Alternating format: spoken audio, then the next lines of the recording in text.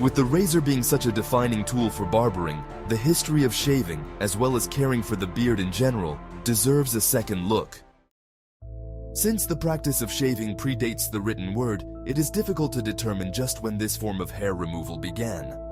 Excavations of the early stone razors or scrapers from the Upper Paleolithic period, 40,000 to 10,000 BC, indicate that early man may have used these tools for hair removal as well as for the skinning of animals. By the time of the Neolithic period, 8,000 to 5,000 BC, early man had created settlements and begun to farm and raise animals. Artwork of this period shows examples of clean-shaven men, but it is unknown how their hair was removed.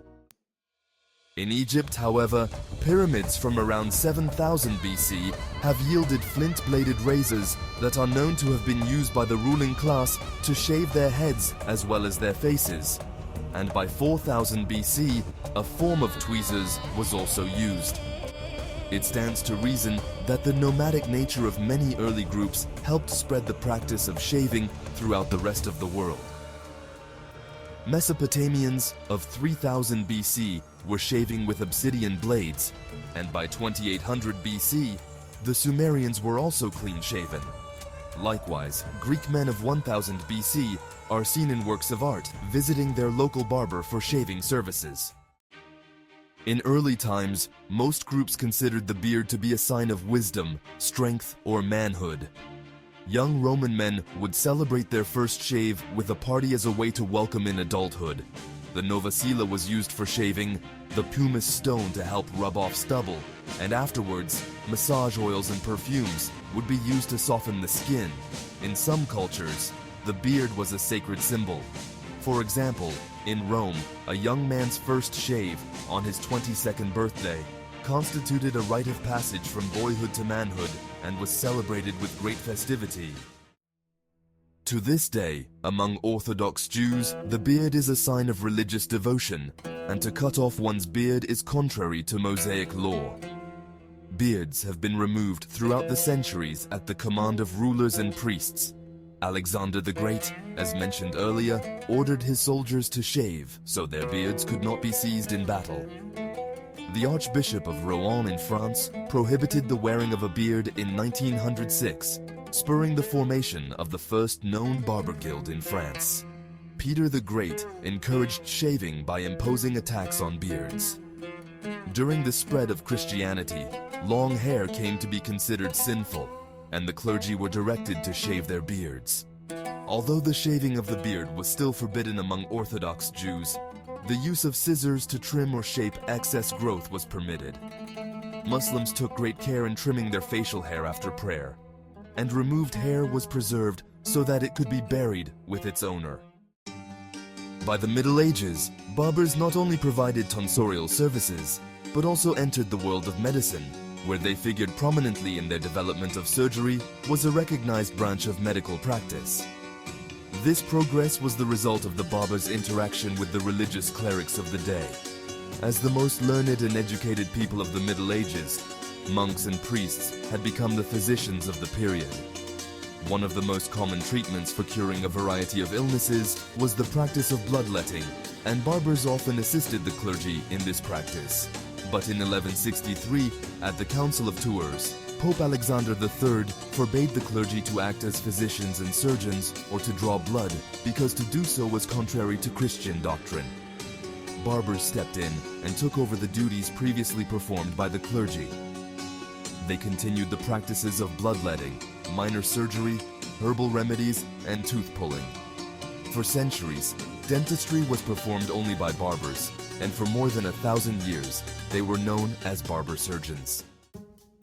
The barber surgeons formed their first organization in France in 1096 AD, and by the 1100s had created a guild of surgeons that specialized in the study of medicine. By the middle of the 13th century, these barber companies had also founded the School of Saint Cosmos and Saint Domain in Paris to instruct barbers in the practice of surgery. Cosmas and Damien were 3rd century Arabian-born twin brothers who embraced Christianity and practiced medicine and surgery without a fee.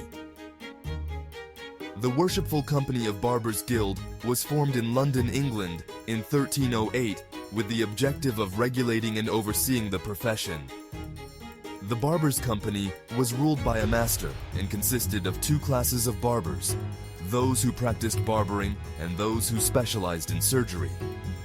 By 1368, the surgeons formed their own guild, with oversight by the Barbers' Guild, which lasted until 1462. Although competition and antagonism likely existed between the two organizations, a parliamentary act united the two groups in 1450, while it officially separated the practices of each profession.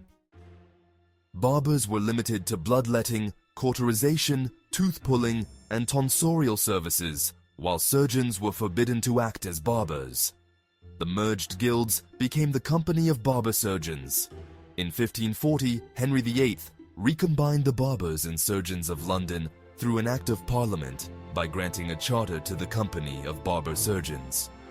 The company commissioned Hans Holbein the Younger, a noted artist of the time, to commemorate the event. With the advancement of medicine, the practice of bloodletting became all but obsolete. Although the barber surgeon's medical practice dwindled in importance, they were still relied upon for dispensing medicinal herbs and pulling teeth. Finally, in 1745, a law was passed in England to separate the barbers from the surgeons.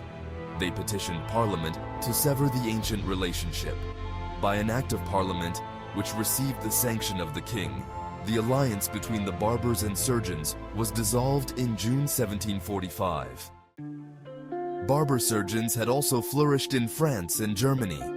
Following the formation of the first French Barber Guild in 1206, barber surgeons under the rule of the King's Barber formed another guild in 1371, which lasted until about the time of the French Revolution in 1789. Ambroise Paré, 1510-1590, was a particularly noteworthy French barber surgeon who went on to become the greatest surgeon of the Renaissance period and the father of modern surgery.